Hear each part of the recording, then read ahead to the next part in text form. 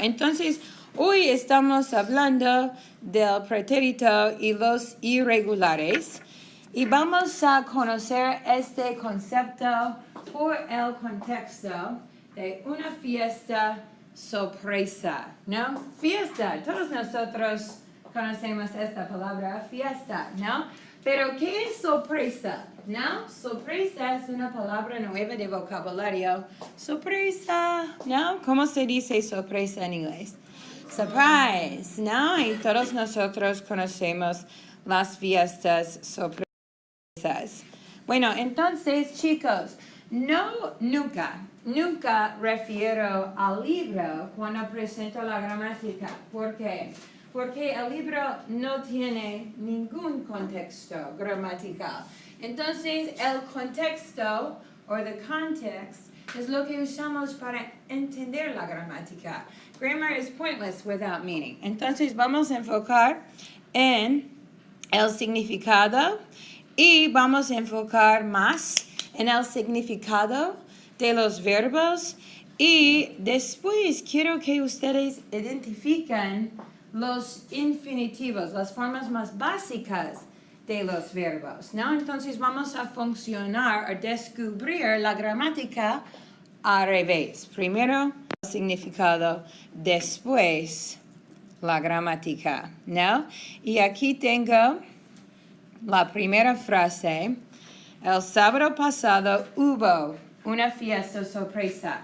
So at this time, we're going to focus on meaning, not the grammar. We're going to focus on the meaning because the grammar is pointless without meaning. We do not learn grammar before we learn to speak English or before we learn to speak our native language. We come to kindergarten able to communicate using grammar forms that we have no idea how we use because they're meaningful. And then you go through school and learn about the nuts and bolts of grammar. So this is more of an acquisition-based approach, a more natural approach to learning language, which is why I present it like this and I don't use the book. When we focus on meaning, notice I'm not asking you to translate. When we focus on meaning in Spanish, we just grasp what we can comprehend or find understandable in the sentence. So don't feel ever pressured to translate anything word for word. And use what you know. Bring in outside knowledge. You know that this story is going to be about what? What was a surprise party, right, exactly. So even though people say, oh, it's so much easier to learn a language when you're a child, there are benefits to being a child and learning a foreign language, but there's also benefits to being older and learning a foreign language. And here's an example.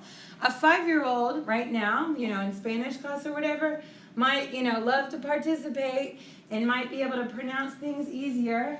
And obviously, if you've ever been around a child, they have no reservations. There's no inhibitions. They don't care what anybody thinks of them. Versus in this environment, people are a little bit more reluctant to participate. So yes, there are some advantages, but you, a 5-year-old right now, may not have ever been to a surprise party and therefore wouldn't be able to apply anything related to a surprise party to this information. And that's what you want to draw on. You want to draw on your wisdom, your outside experiences, what you know. You know this is going to be a surprise party, about a surprise party. So basically we know the story is going to be about leading up to it, then there's a surprise and the person's happy. We know how surprise parties work. Okay, so you want to draw on that outside knowledge to gather meaning. And once you have gathered meaning, then the grammar makes so much more sense. And that's just based on research. That's not what I think. That's based on research. Okay, so el sábado pasado hubo una fiesta sorpresa. So what do you think this is saying? What information, what can you find meaningful? About on Saturday there was a surprise party. Perfecto. Exactamente correcto. So she said something about Saturday there was a surprise party. Okay, so like I said, we're going to focus on meaning, and then we're going to focus on the meaning of the highlighted verb, and then we'll identify the infinitive. So hubo means there was, right? There was a surprise party, hubo. Okay, now let's figure out what the infinitive of this weird verb hubo is. What do you think the infinitive, What do you think the infinitive of hubo is? If you had to guess. Sarah? Close. Aber. Aber sounds very similar to hacer. Aber, and you know what? Aber, we very rarely even see it in its infinitive form. Most of the time we see it conjugated, and it's only conjugated in the third person singular form for 201 and 102 and 101.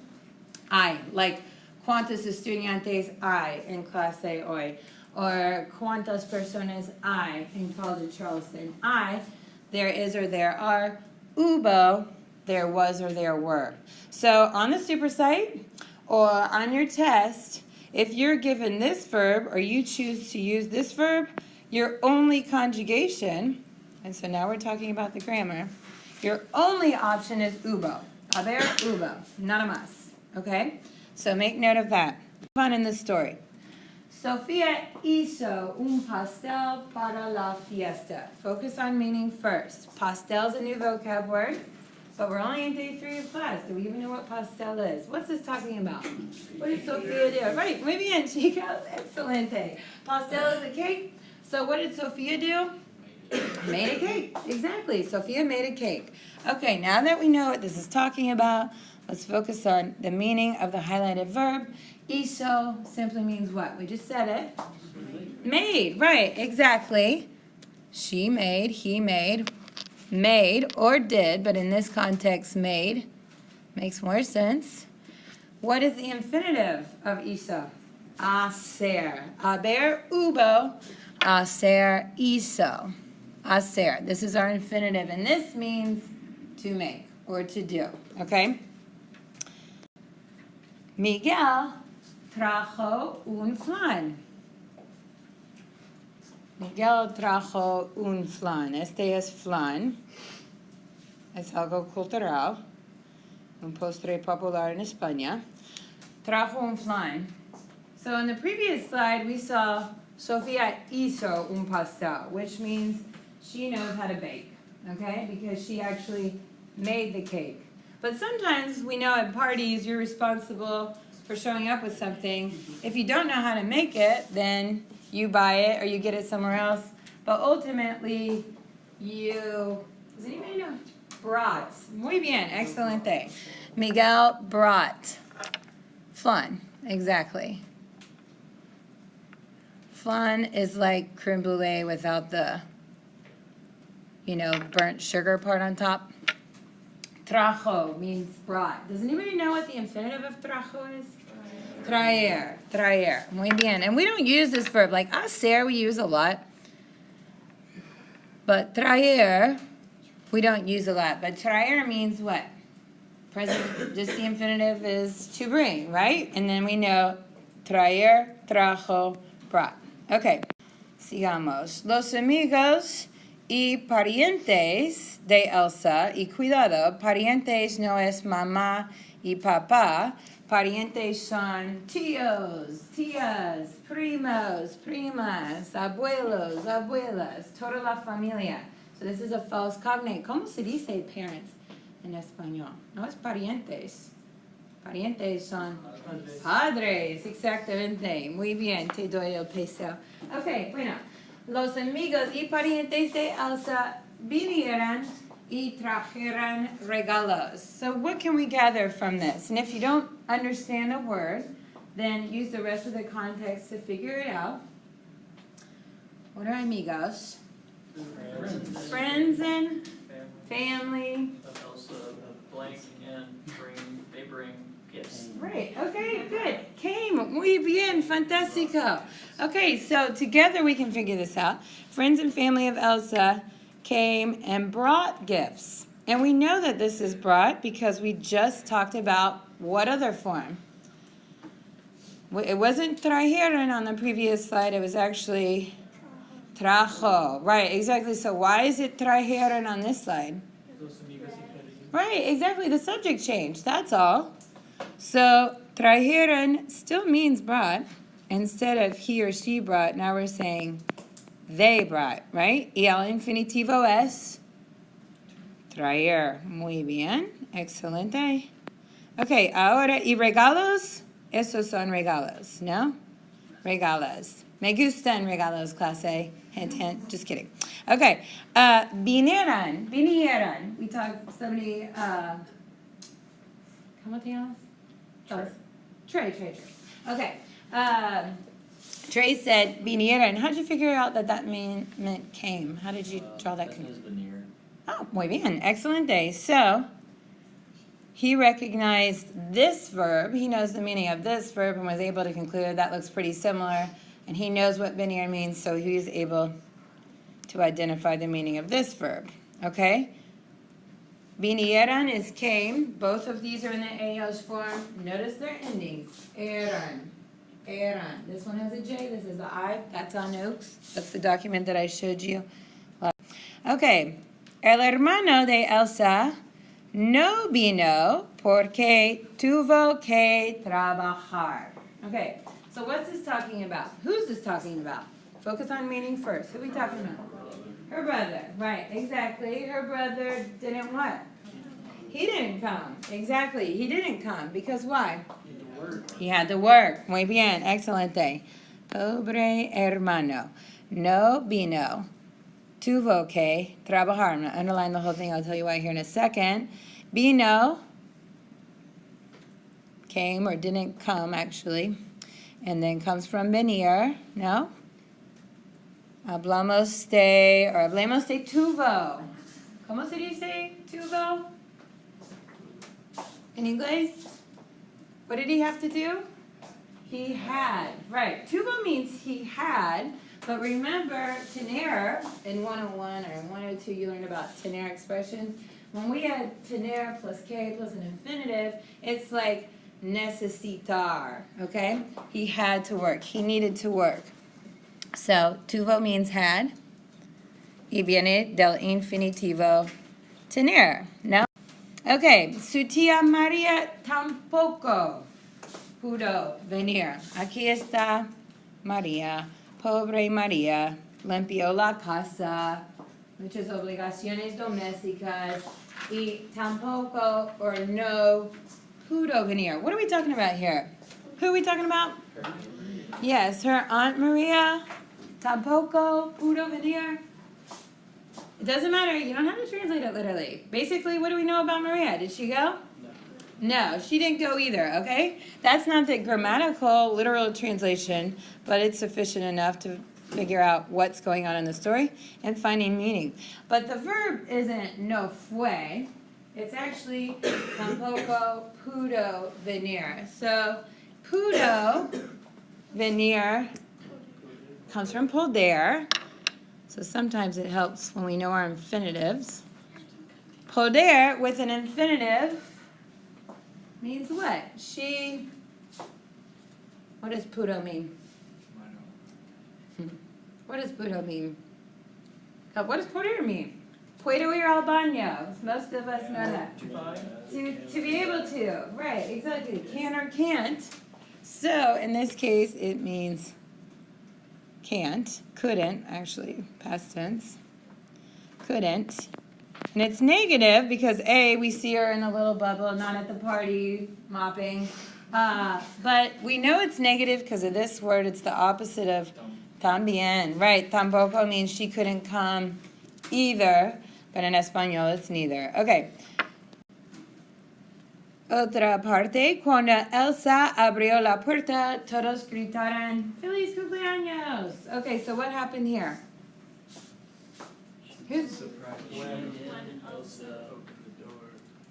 What did everybody do? Happy birthday, right, exactly. So even though there might be some words here we're not familiar with, context, outside experiences, what you know about surprise parties, you know how they work. Everybody hides, opens the door, happy birthday! And you yell it, right? You yell it loud because it's a surprise. You're trying to surprise him. This is just recycling the preterite tense. There's no like new concepts here. It's part of the story. Okay, so now all of a sudden Elsa is married. This is actually an activity off the super site. That's supposed to be Elsa. Su esposo le dio un beso. Okay, so she walks in. Maybe her husband planned it. What did he do? He gave her a kiss. He gave her, right, exactly. Le dio un beso. We talked about beso I think. Or no, wait, we didn't, but we're going to talk about it with our vocab, actually, this chapter. Le dio un beso. Dio means what? Give, right, exactly. Or in this context, past tense, gave. And comes from what verb? Dar. Muy bien. Le dio un beso. What's up with the le, by the way? What's the point of lay there? Is the lay referring to the subject, her husband, or is lay referring to Elsa, the recipient of the kiss? She's the recipient. He kissed her. Exactamente. Muy bien. Para reciclar este concepto de los pronombres. Al final de la fiesta. Al final. What does al final mean? At the end. Al final de la fiesta. So at the end of the party. Todos dijeron, everybody what? Todos dijeron que se divirtieron mucho. Qué divertido. Sí, fue excelente. Dijeron. So at the end of the party, everybody, what? I had a great time. Right, but specifically, dijeron, yeah, talked or said. Said, dijeron, and that's why I have these little like call-outs. Just to emphasize dijeron, said, and like Jorge said, that they had a good time. This is a new vocab word coming from what infinitive? ¿Cuál es el infinitivo? Divertirse. Divertirse. In Spanish, there's a verb, to have fun. I think that reflects a lot about the culture. Se divirtieron. And this would be an example of something I want you to apply. You need to know how to say, express having a good time in Spanish. So you don't want to use tener, like un tiempo divertido, and all these words to say one word in Spanish that means have fun. Okay, back to dijeron. Dijeron means what again? ¿Cómo se dice? To talk or to say. So what's that question in Spanish that we ask when we want to know how to say a word in English? ¿Cómo se dice? Dice, dijeron, say, said. El infinitivo is decir, exactamente. Muy bien, dijeron. Okay. La fiesta le dio a Elsa tanta alegría que no pudo dormir esta noche. Okay, so here's Elsa laying in bed. What's going on? It's nighttime and she's what? She's not asleep. She's actually laying there in bed in the middle of the night. She's awake. She can't sleep. Exactly. She can't sleep. Can't sleep. That's what this is saying.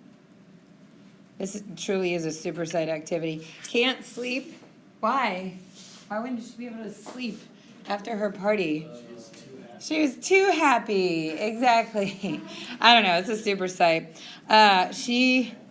It gave her. The party gave her. Remember, her? The party gave her lots of happiness that she couldn't sleep. So, anyway, on with the grammar. Can't comes from poder. And we already saw dio comes from dar. Gave. Muy bien. Magnifico. Okay, so más irregulares. Before we move on, just to mention, that was a supersite activity. I copied the whole thing, put in some images, gave you some context. Imagine doing this supersite activity. If you did it, you'd plug in the verbs. Maybe, I can't remember if there's like a word bank or what it is.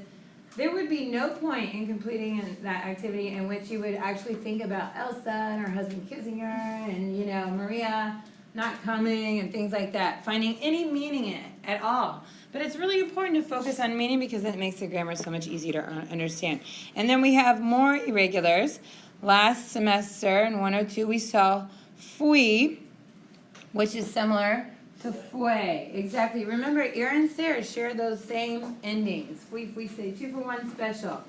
What's the difference between Ir and Ser in terms of their meaning? Yo fui a una boda.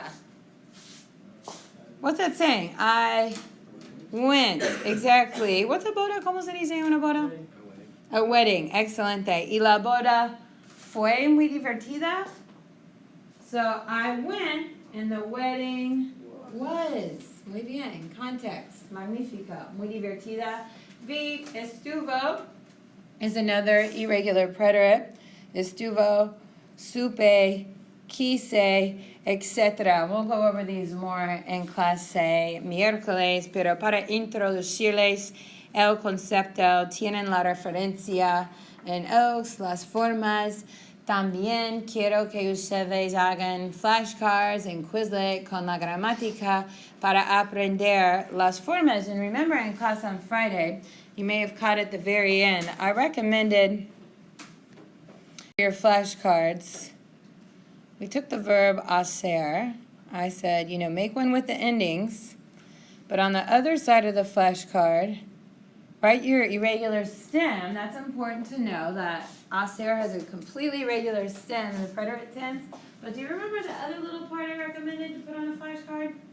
What am I talking about all along right now? Why are we talking about grammar in English? Because I want to make sure you understand it, because the forms, the conjugations are not as important as the meaning. The meaning.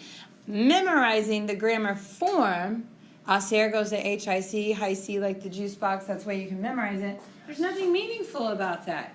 You're in Mexico on spring break. You're at a party, the police shows up. You're innocent. How do you protect your innocence in Spanish? At the beginning of class, Nick no hizo nada ayer, no estudió nada. The police come to the party. You want to say that you're innocent in Spanish. You say, yo no hice nada. I didn't do anything. Soy inocente. Protect your innocence in Spanish. That's how you did it. Put it into context.